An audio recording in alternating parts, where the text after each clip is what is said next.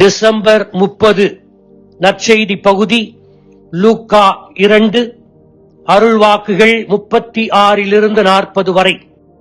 இன்றைய நற்செய்தி அன்னா என்ற பெண் இறைவாக்கினர் குழந்தை இயேசுவை மீட்பராக வரவேற்ற நிகழ்வை முன்வைக்கிறது.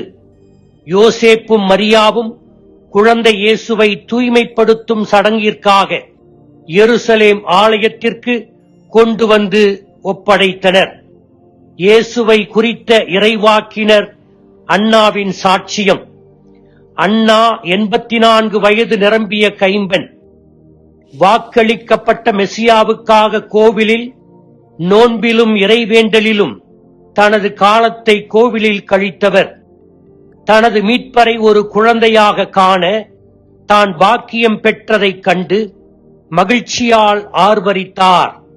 தனது உற்சாகத்தில் அவர் கடவுளை போற்றி புகழ்ந்து எதிர்பார்த்த மெசியா இவர்தான் என்று தன்னை சுற்றி இருந்தவர்களிடம் இந்த குழந்தையை அறிமுகப்படுத்தினார். இன்றைய வாசகத்தினுடைய கடைசி வசனம், குழந்தையும் வளர்ந்து வலிமை பெற்று ஞானத்தால் நிறைந்தது, கடவுளின் அருளும் அதன் மீது இருந்தது.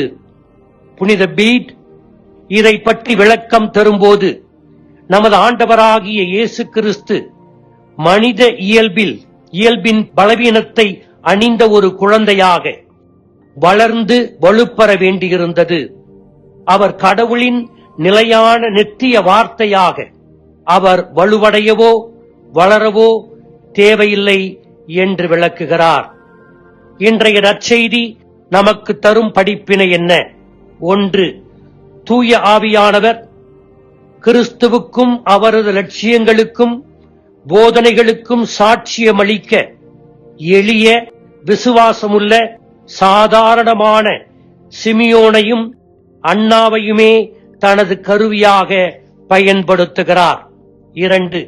நமது பங்கு குடும்பத்தில் உள்ள எல்லா உறுப்பினர்களுக்காகவும் அன்னாவை போல கடவுளிடம் இறைவேண்டல் ஏறெடுப்பவர்கள் நமது பங்கிற்கு தேவைப்படுகிறார்கள்.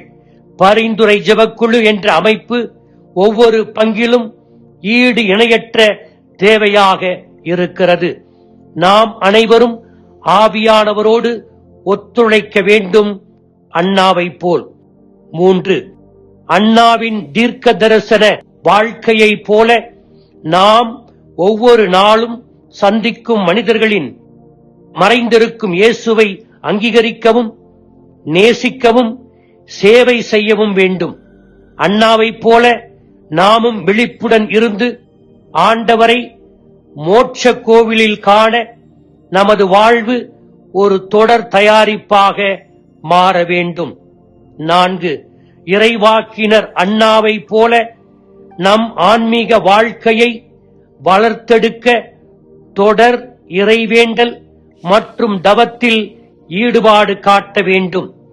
நமது எல்லா செயல்களும் கடவுளை புகழ்வதற்காகவும் கடவுளை மாட்சிப்படுத்துவதற்காகவும் எல்லா ஆன்மாக்களுக்கும் மீட்பளிக்க கூடிய ஒன்றாகவும் அமைய வேண்டும். சுருங்க கூறினால், அன்னாவின் வாழ்வு நாம் எந்த அழைத்தலில் வாழ்ந்தாலும் நம்முடைய அழைத்தலுக்கு ஒரு அடையாள இறைவாக்கு ஆகும். அன்னாவை போல வாழ்வோம், ஆண்டவரை கண்டடைவோம். ஆமீன்.